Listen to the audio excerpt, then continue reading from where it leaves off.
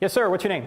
Hello, my name is Carter. Hey, Carter. And I'd very much like to begin by addressing your offensive moral law argument that without God as an objective moral standard, we atheists, those who do not have the influence of theism, would be Hitler-esque amoral beings. Okay, let me stop right there because that's not the case. I never said that atheists can't be moral. I never said atheists don't know morality. In fact, atheists know morality just like everybody else. We know morality because it's written on our hearts. What I'm saying is that atheists can't justify morality. That's the point. In fact, I had to say this several times to Christopher Hitchens. Christopher, I'm not saying you're a bad guy. Christopher, I'm not saying you don't know morality. In fact, I like Christopher. I thought he was a good guy. What I'm saying is you can't justify why not murder innocent people to get what you want. That's the point. It's a point about ontology, not a point about epistemology. It's not a point about how you know the moral law. It's a point about why does the moral law exist. I may return to address this, or the gentleman behind me may address it, but I'd really like to address your design argument. Okay. As I understood that you've argued that a painting or a creation, to use the term painting, implies a painter, or a design implies a designer. But I must ask, who designed God?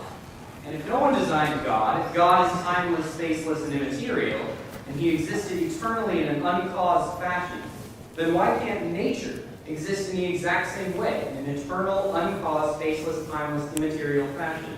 Why can't our uncaused origins be as marvelous and precise as God, but be natural causes? Excellent question, Carter. That's a very good question. You're right that we have two options here. Either the universe is the uncaused first cause, or something beyond the universe is the uncaused first cause. I agree. The problem is that all the evidence points to the fact that the universe is not the uncaused first cause. And I didn't have time to go through that evidence tonight. That was part one.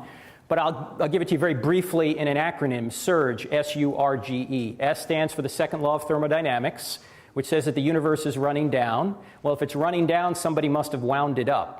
We'd have no energy left right now if the universe was eternal. The U stands for the fact that the universe is expanding. Edwin Hubble detected that back in 1929 and shows that everything came from a single point, a point actually of infinite density, the singularity, which is actually nothing. So the universe had a beginning. The R in SURGE stands for the radiation afterglow. That's the remnant heat discovered by Penzias and Wilson in 1965, which is literally the smoking gun to the Big Bang. There's heat, remnant heat from the Big Bang still out there, which shows that the universe had a beginning. The G in SURGE stands for the great galaxy seeds, which were very fine temperature variations in that radiation afterglow that allowed the galaxies to form in the early universe. And the E stands for Einstein's theory of general relativity, which shows that time, space, and matter are correlative, that they came into existence together, that space, time, and matter literally had a beginning. Einstein knew this in 1916. Then observational evidence began in 1919 when Eddington did his test on the eclipse. And then Hubble discovered the expanding universe in 1929, and then on to the radiation afterglow and the great galaxy seeds after that. So the evidence points to the fact that the universe is not the uncaused first cause. So there must be something beyond the universe that is, and that thing that's beyond the universe must be spaceless, timeless, and immaterial. And if you're timeless, do you have a beginning? No. No. So God is not, he didn't have a beginning. He's the uncaused first cause. And look, Aristotle, Plato, they all knew this. They knew there had to be an unmoved mover. I believe that you're drawing a false dichotomy, because we do not know that the original cause was God. There is no reason to say that an intelligent designer was the first cause, the uncaused first cause that caused everything else. I do not have the training or expertise to refute such science, and in fact, I accept your conclusion that the Big Bang had a beginning and space, time, and matter came into existence from a point of origin.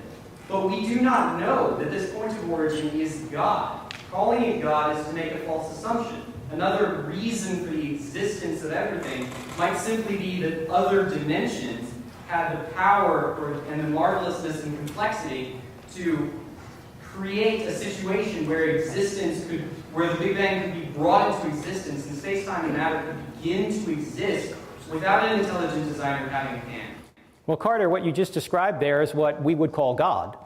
God is in another dimension that has the ability to bring these dimensions into existence. So if you want to call it another dimension, you can call it that. But that's exactly what we mean by God. But then why is there a theology? Why do we worship God? He could easily be called another. Excellent point. You don't have to worship God. In fact, Aristotle never worshiped God. In fact, the Greeks never got their theology and philosophy together. They knew that there had to be an unmoved mover, but they never put the two together and worshiped the unmoved mover. So you don't have to worship the unmoved mover. You don't have to. You can do whatever you want. That's why you have free will. God loves you enough to give you free will. You can love him or reject him. That's up to you. But on that point, you do have the free will to accept or reject God, but the obvious conclusion is that rejection of God will lead to eternal damnation in hell. So in reality, we do not really have the choice to accept or not to accept God. We must ultimately accept God, assuming we choose to avoid perdition. Well, if you want to avoid, well, let me back up for a second. There's only two possibilities if God exists. In eternity, you're going to be with him or you're not going to be with him, right? That's logically the only two options. If you want to be with him, you will seek him out and be with him. If you don't want to be with him, God will not force you into his presence against your will. In fact, let me make the objection stronger than what you're making it. You're very polite, but I debated an atheist who was a little bit more direct, and let me tell you, this man he's a good man. I like him. His name is Eddie Tabash. He's an attorney from Beverly Hills. We debated at University of Michigan a number of months ago, and he looked at me during the Q&A and he said, "Frank, my mother was a survivor of the Holocaust. She lived an awful life. Somebody presented her with the gospel and she rejected it. Is she in hell right now?" Whoa. I said, "Eddie, I don't know where your mother is. I don't know if she made a profession of faith in her last moments, but if she didn't, then God will not force her into his presence against her will. God is too loving for that." And I asked the audience this question. In fact, I'll ask you as an audience this question. Ladies, is there anybody in here who's ever had a man pursue you and you did not want that man to pursue you? You did not want to date him. Anyone in here? Of course. In fact, some of you are going, "Yeah, he's sitting right next to me right now. He won't leave me alone." I said, "Okay, ladies, suppose this man continues to pursue you and continues to pursue you. And you say, 'Look, I only like you as a friend.' Ladies, why don't you just take the knife, stick it in, and turn it? Because every man in here has heard this. 'I like you, but only as a friend.' Well, suppose he continues to pursue you, and he gets to the point where he says, 'Look, I love you so much, I'm going to force you to love me.' Can he do that? No, he can't do that. Love, by definition, must be freely given. So if he truly did love you, what would he do? He would leave you alone. That's exactly what God does. He keeps sending us cards, letters, and flowers while we're here. And if we keep rejecting him, he gives us up to our own desires. And that ultimately what hell is. Hell is separation from God. So you're free in hell.